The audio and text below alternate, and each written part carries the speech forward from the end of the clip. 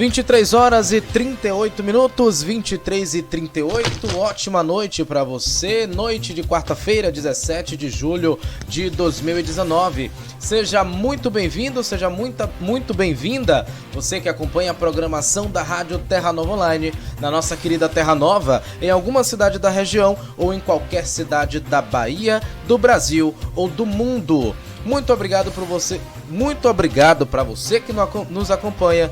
Acompanhe a nossa programação. Eu sou Joelson Gama e fico com vocês até a meia-noite.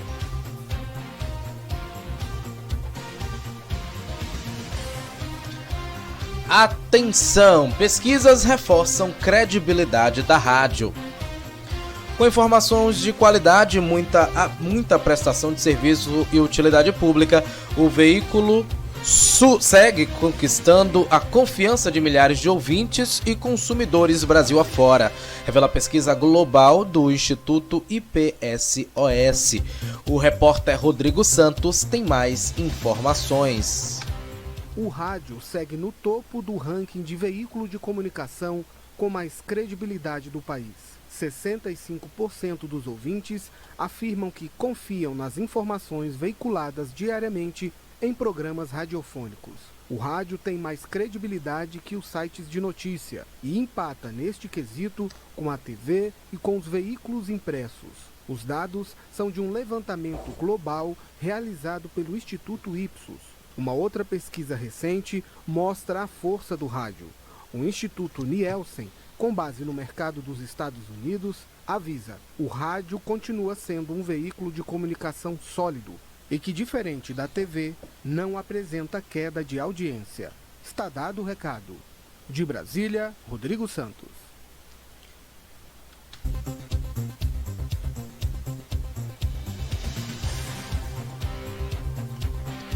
O governo do estado da Bahia entrega em julho novo aeroporto Glauber Rocha.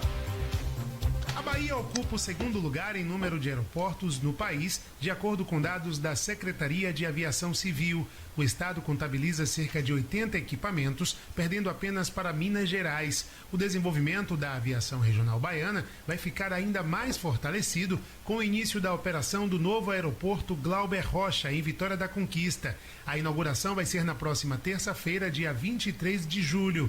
A obra do novo aeroporto, que teve investimento de 106 milhões de reais, foi executada integralmente pelo governo da Bahia, com mais de 31 milhões de reais do orçamento da administração estadual.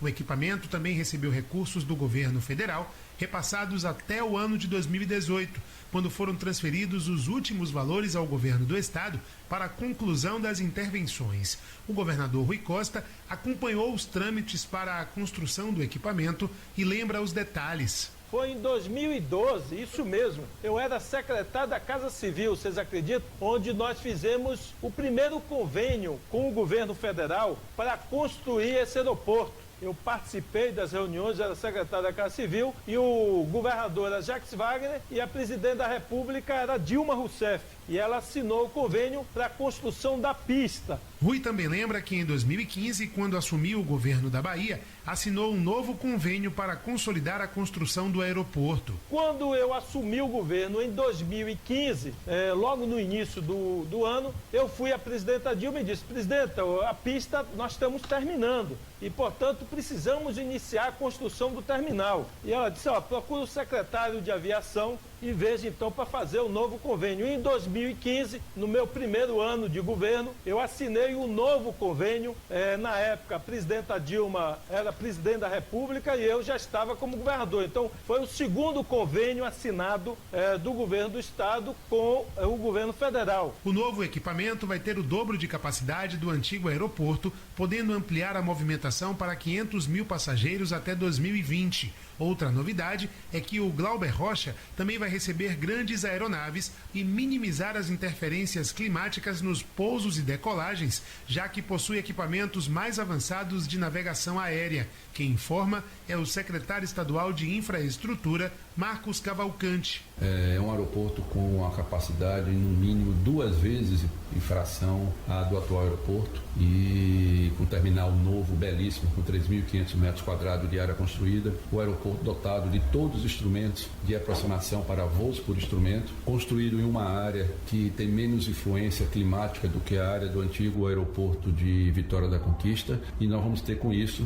uma quantidade bem menor ou quase zero de voos terem que alternar em função da parte climática. A pista de pouso e decolagem tem extensão de 2.100 metros, podendo chegar até 3.200, e o pátio tem capacidade para até 5 aviões. O acesso ao aeroporto Glauber Rocha tem 800 metros em pista dupla, que ligam o entroncamento da BR-116 ao terminal. A concessionária VDC Airport vai fazer a gestão, manutenção e exploração das áreas e serviços do novo aeroporto, que leva o nome do cineasta conquistense, considerado o maior nome do movimento artístico nacional, conhecido como Cinema Novo. Com informações da Secom Bahia, Alexandre Santana.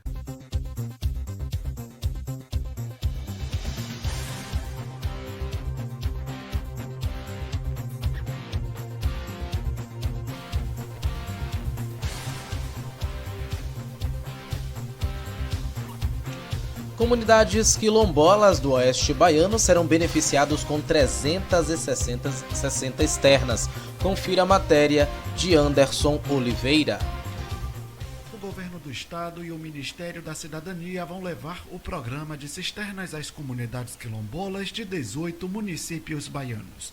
Ao total, 1.381 cisternas serão construídas. Desse quantitativo, 360 unidades vão beneficiar municípios do Oeste Baiano. A ação tem investimento de R$ 5 milhões e será executada pela Secretaria de Justiça, Direitos Humanos e Desenvolvimento Social do Estado e pela Secretaria Nacional de Políticas da Igualdade Racial. Cada um dos equipamentos tem capacidade de armazenamento de até 16 mil litros de água. A iniciativa visa garantir água de qualidade e própria para o consumo humano para quem sofre com a escassez de chuva. As famílias beneficiadas vão ser certificadas pela Fundação Palmares. Com informações da Secom Bahia, Anderson Oliveira.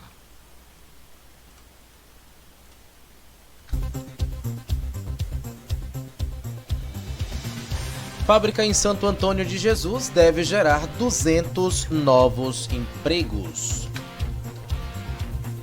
Com investimentos de R$ 12 milhões, o Grupo Natulab inaugurou na terça-feira uma fábrica de suplementos alimentares em Santo Antônio de Jesus. O evento contou com a presença do vice-governador e secretário de Desenvolvimento Econômico, João Leão. A nova fábrica inicia as atividades com aproximadamente 125 colaboradores, com previsão para gerar mais 75 empregos diretos. O grupo, que é incentivado pelo Estado, prevê uma linha de produção mensal de 2 milhões de unidades de alimentos, projetando atingir 100% da capacidade de 7 milhões de unidades já em 2020. Com informações da Secom Bahia, Anderson Oliveira. Hospital da Mulher ganha 27 novos leitos cirúrgicos. Confira na matéria. 27 novos leitos cirúrgicos foram implantados no Hospital da Mulher. Após visitar todo o local, o governador Rui Costa fez a inauguração da nova ala da unidade. R$ 1,5 milhão em obras e equipamentos. A última visita que eu fiz aqui no hospital, conversando com a equipe do hospital, a direção, fui abordado por uma paciente que me disse: governador, o senhor marcou daqui a 30 dias, 40 dias a cirurgia. Eu procurei a direção do hospital, que estava próximo a mim, e ele disse: não, governador, se a gente conseguir ampliar um pouco os leitos, a gente consegue diminuir esse prazo. E no mesmo dia nós estivemos aqui olhando como redesenhar, como mudar a configuração interna do hospital, fazendo uma obra para ampliar. E hoje estamos entregando essa obra, meses depois, 27 novos leitos, levando a capacidade do hospital para 163 leitos hospitalares. E hoje Fábio me passou de manhã cedo a quantidade de leitos do Hospital da Mulher de São Paulo, e com esses leitos aqui eu posso afirmar que nós temos o maior e melhor Hospital da Mulher do país. As intervenções garantem ao equipamento um total de 163 leitos cirúrgicos e capacidade ampliada em 25%, como informa o diretor médico do hospital, Paulo Sérgio Andrade. O Hospital da Mulher, como ele se tornou uma grande referência no atendimento à saúde da mulher, nós tínhamos uma capacidade instalada que necessitou-se de uma ampliação para que nós pudéssemos atender de uma forma mais célere, de uma forma mais rápida essa mulher que necessitava do atendimento. Então, com isso, o governo do estado, nessa preocupação, aumentou a capacidade instalada do hospital em 25%, com essa abertura de 27 leitos a mais de internamento, e isso com certeza vai trazer uma grande contribuição para a população baiana feminina. E ainda vem mais obra por aí. De acordo com o secretário da Saúde do Estado, Fábio Vilas Boas, uma nova ampliação vai ser feita em breve. Nós já somos hoje o maior hospital dedicado às doenças das mulheres do Brasil, e dentro em breve o governador vai anunciar mais uma ampliação. Nós vamos chegar rapidamente a mais de 200 leitos dedicados às doenças exclusivas das mulheres, fazendo com que nós tenhamos o Estado mais eficiente na atenção exclusiva às mulheres de todo o Brasil. Além de beneficiar a população feminina baiana, a intervenção gerou 80 novos empregos diretos. A técnica em enfermagem, Isa Oliveira, acaba de chegar e está feliz de fazer parte do time de 700 colaboradores da unidade. É muito gratificante, né, ver um hospital público com esse porte, podendo proporcionar à população, né, um melhor atendimento, um atendimento de qualidade. Em 2 anos e meio de funcionamento, 490 mil atendimentos e muitos finais felizes. O Hospital da Mulher está localizado no Largo de Roma, em Salvador. Com informações da Secom Bahia, Alexandre Santana. Matrículas para os cursos técnicos de nível médio acontecem nesta quinta e sexta-feira. A Secretaria da Educação do Estado realiza nestas quinta e sexta-feira a matrícula para os cursos técnicos de nível médio para o segundo semestre na rede estadual de ensino. São mais de 20 mil vagas ofertadas para 2 formas de articulação. Desse total, 12.510 vagas são para a articulação subsequente, voltadas para quem foi classificado no sorteio eletrônico. As outras 7.720 vagas são para cursos do Proégia Médio, direcionadas para pessoas com mais de 18 anos que concluíram o ensino fundamental e que não precisaram de inscrição prévia. A matrícula deve ser feita presencialmente nas unidades de ensino. O estudante deve apresentar documentos como o original do histórico escolar, originais e cópias da identidade ou certidão de nascimento, do CPF e do comprovante de residência. Mais informações e o resultado do sorteio eletrônico estão disponíveis no portal www.educação.ba.gov.br. Com informações da Secom Bahia, Alexandre Santana. Essa é para quem, assim como eu, adora café. Café excesso pode elevar pressão.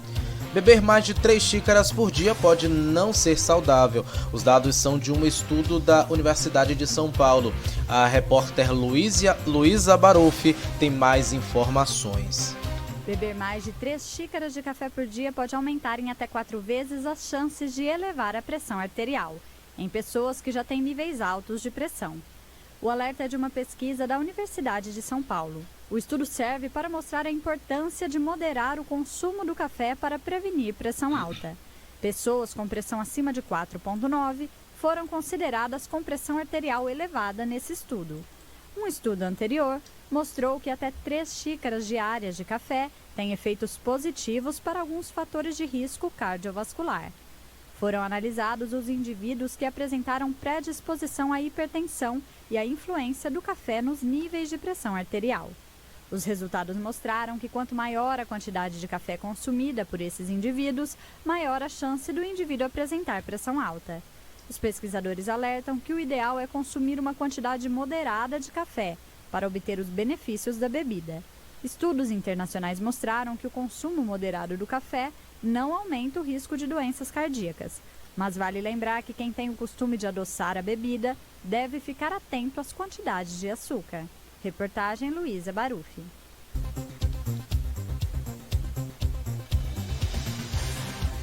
E o FaceApp abre as portas para a captura de informações sobre os usuários de celular. Mais de 1 milhão de pessoas já baixaram o aplicativo.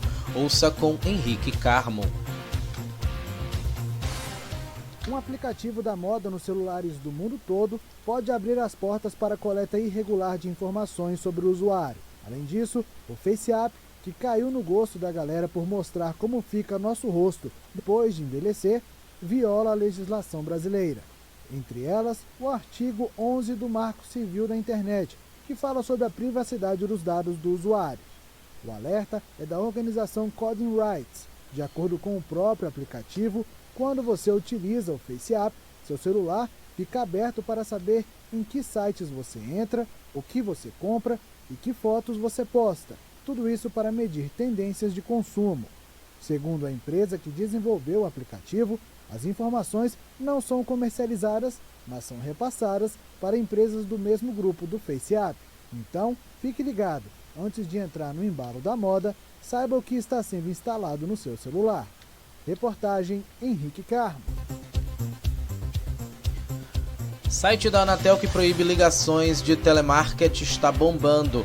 No período de 10 horas, foram mais de 500 mil cadastros realizados na plataforma. O Não Perturbe é para quem não aguenta mais receber ofertas e promoções pelo celular.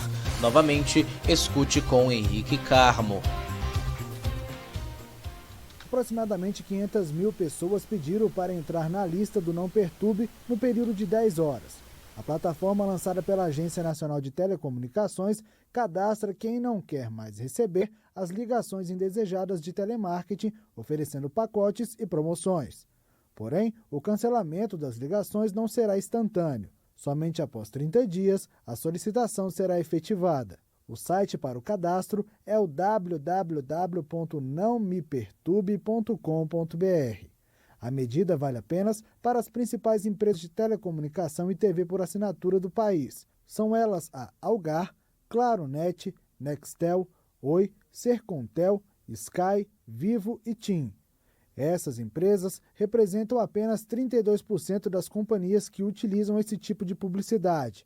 A Anatel informou que está revisando o Regulamento Geral de Direitos do Consumidor de Telecomunicações. Com a revisão, empresas de outros segmentos como bancos e financeiras também podem ser incluídas no Não Perturbe. De acordo com a Anatel, de 2016 até junho deste ano, foram registradas mais de 86 mil reclamações de usuários que não aguentam mais as ligações de telemarketing. Reportagem Henrique Carmo. DOC 4 em 1 começa a funcionar neste ano. A ideia é reunir no celular os dados de RG, CPF, Carteira Nacional de Habilitação e título de eleitor. Confira mais informações com o repórter Rodrigo Santos. O novo Documento Nacional de Identificação deve começar a funcionar ainda neste ano. O documento digital vai trazer informações do RG, CPF, título de eleitor e carteira de motorista. As cidades que vão participar da primeira etapa de emissão do documento serão definidas pelo Tribunal Superior Eleitoral em novembro. Caberá à Justiça Eleitoral fazer a gestão do chamado DNI.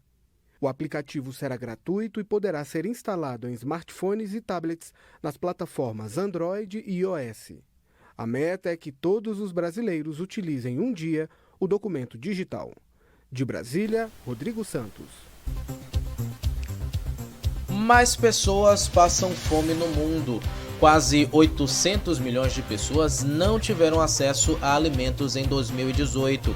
Os dados são da Organização das Nações Unidas. A repórter Luísa Barufi tem mais informações. Confira. em cada 9 pessoas passaram fome em 2018. Ou seja, 820 milhões de pessoas no mundo não tiveram acesso a alimentos no ano passado. O aumento é de 9 milhões em relação a 2017.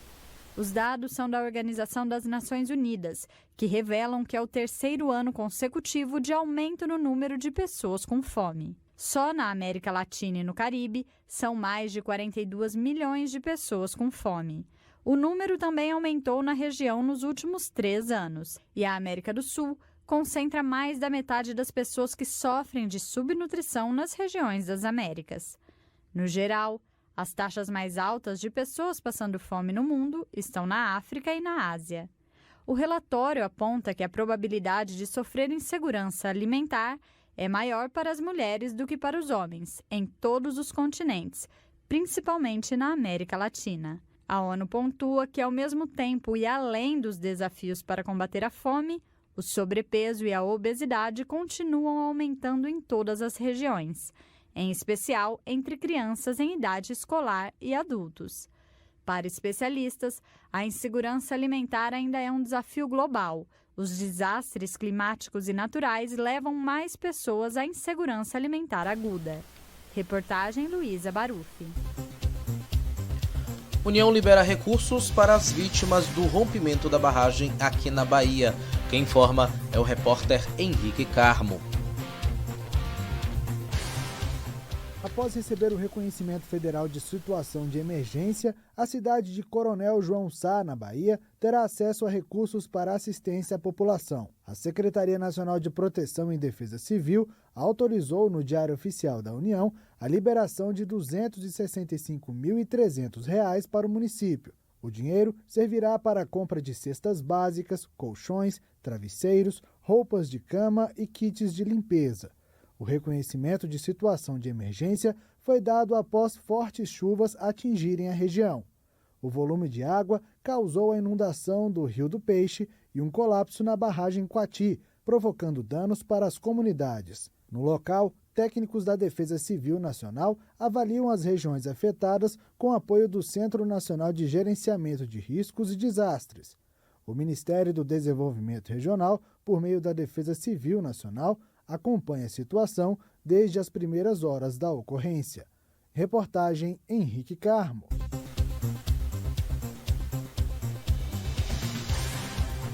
Câncer de bexiga cresce entre mulheres. A repórter Luísa Barufi conversou com o oncologista Andrei Soares, do Instituto Vencer o Câncer.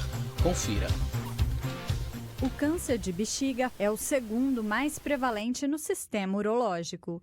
O especialista Andrei Soares, do Instituto Vencer o Câncer, alerta que sangramento na urina é um sinal de alerta e fatores ambientais e a idade podem ser responsáveis pelo aparecimento desses tumores. Ficar longe do cigarro, não existe dose saudável ou segura em relação ao tabagismo.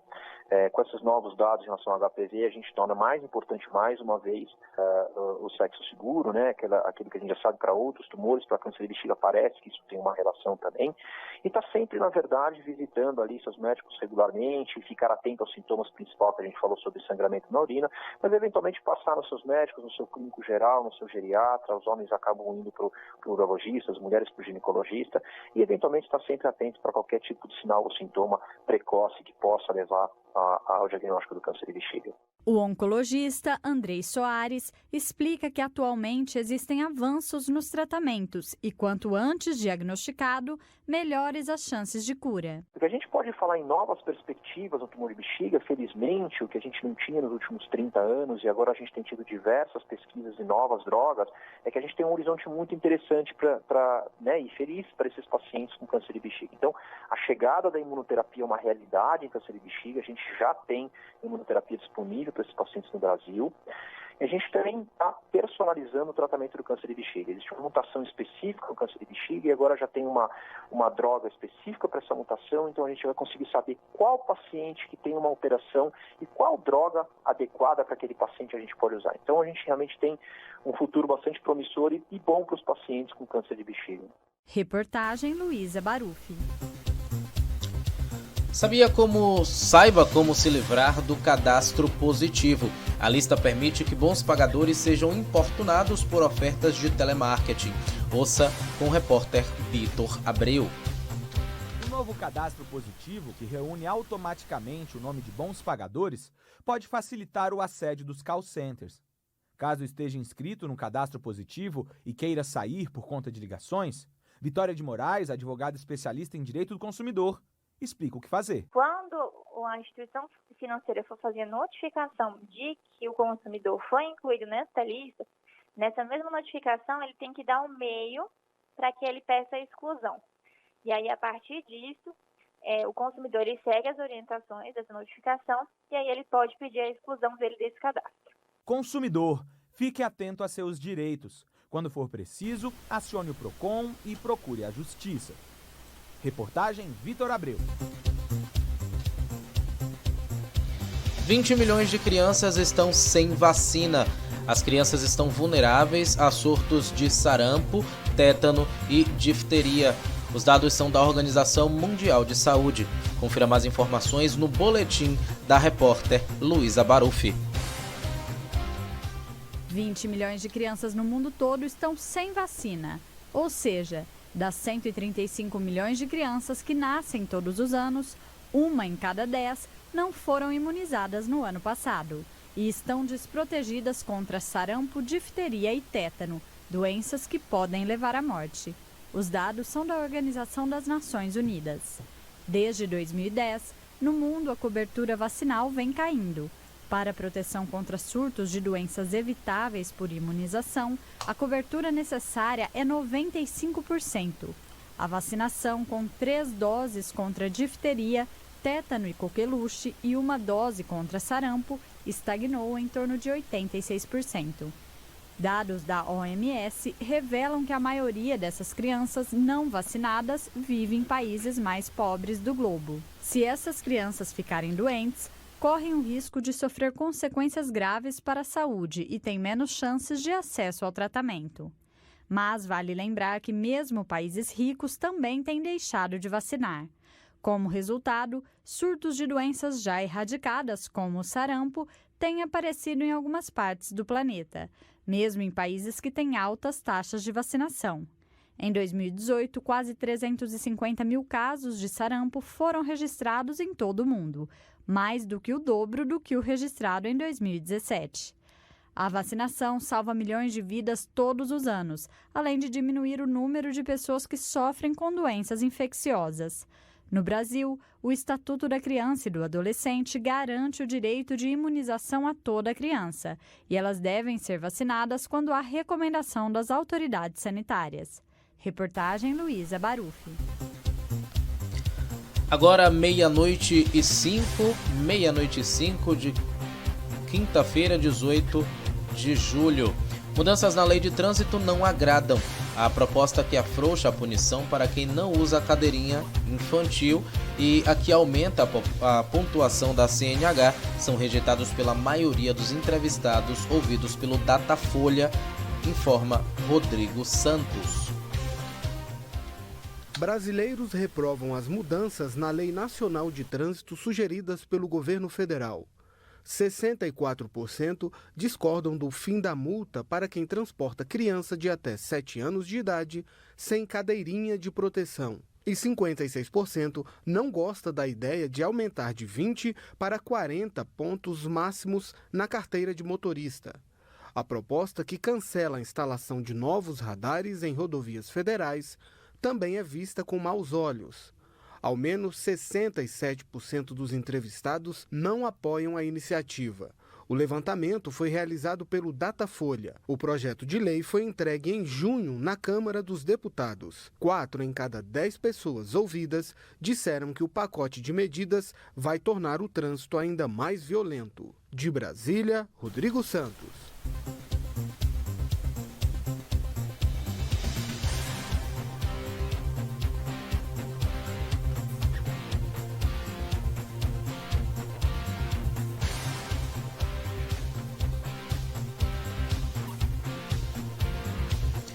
O envelhecimento começa aos 33 anos. A musculação, desde cedo, garante benefícios na longevidade. A repórter Luísa Baruffi conversou com o médico fisiatra José Maria Santarém. Confira.